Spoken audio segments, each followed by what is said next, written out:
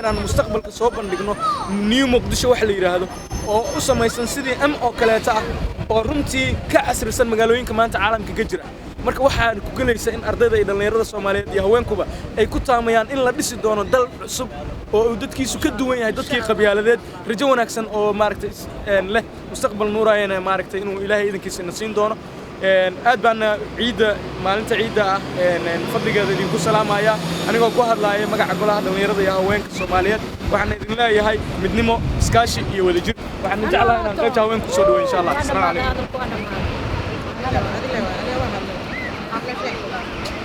السلام عليكم وحن سلامنا مددن هي شيء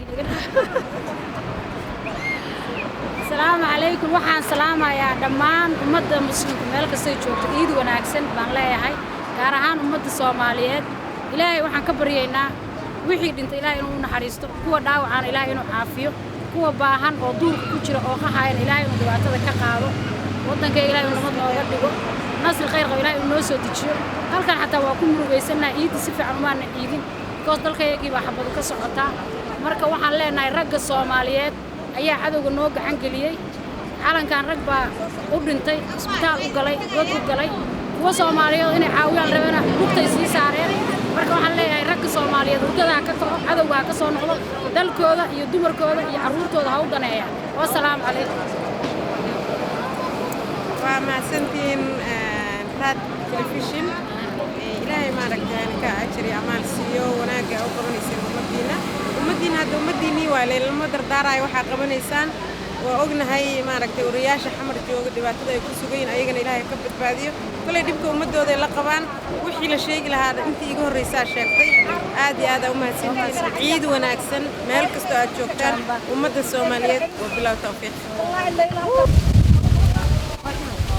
بسم الله الرحمن الرحيم أنا وكل هذا مجا شعب الصوماليات أهلا هوين شعب الصوماليات وحمرك هراء عن هاد علنا بهذا تي في راد وتي في كلي عن إنترسال كرايا ما أنت قاعد يوم هاد علنا ما بعد الجارة ما هو حقا أو ضل كيسي قرن كيسي بري أو مرق يلا هاي وحلا دلك قاعد أوصل يلا تكلم mar walba aan la ooyaa ama aan aad uga xumahay dhibaatada dalkayga iyo dadkayga haysto ummadkii Soomaaliyeed hooyadii Soomaaliyeed wax garabka Soomaaliyeed aqoon-yahankii Soomaaliyeed abwaanadii Soomaaliyeed dhaqaatiirtii Soomaaliyeed oo xasuuq aad iyo aad u ba'an loo geystay waxaan ahayn geed soo cifay geed haduu cifay hadii laamaha laga gooyo waxa noqonay gurmad marka walaalayaal waxaan aad iyo aad ula dardaarmayaa وأدي أدنى عن أردنيا إن وطن كنا نوقف عن عدو صور هو جوجو الصومالي ده عدو غلطيرو يقوى ور يقوى الصور أنت بإني نجد ديان إن شعب الصوماليين لغود أتقالب أنا الشعب أنا مساكين أنا كتلك أنا وبيحب بريت أنا يا أنا نلحسوق مرضى بنحسوق يونسون نقول هنا لقب توبيان European all American qof kasta ee intii soo hogaamiso dhan waxaan ka baryeena inay wadankeena naga joojiyaan xabada. Assalaamu alaykum warahmatullahi wabarakatuh. We're from this is my comrade, my name is Yoel. We're from the African People's Socialist Party, known as the Uhuru Movement. And we've come here today to support the struggle, that was being made today, basically to say that no to US troops in Somalia, in Africa, no to the CIA in Africa, and all the dirty work that they're doing, and we see that the US is using, the neo-colonial governments of, Ethiopia and Uganda to do their dirty work, and coming into Somalia under the guise of, stopping terrorism or whatever, when we realize that US government, and these European governments are the main causes, they're the terrorists themselves, they're the criminals. And we say that we as African people, we have to be organized to take control over our lives, our resources, our destiny, everything that affects us, we should be under control of that.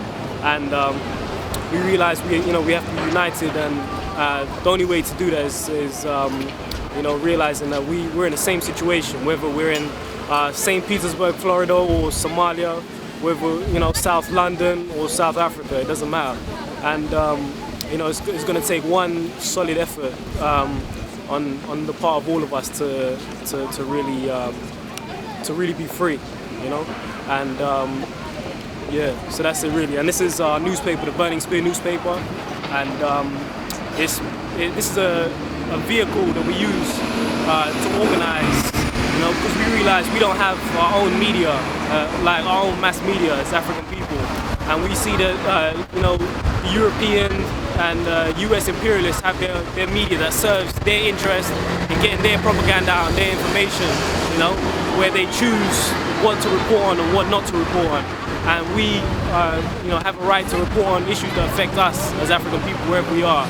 So, you know, all these tales of what's going on in Somalia right now, what's going on in the Congo right now, what's going on in Haiti right now, the BBC is not going to report on that, you know. And if they do, we realize it will be from their perspective, from the perspective of bourgeoisie, from the ruling class.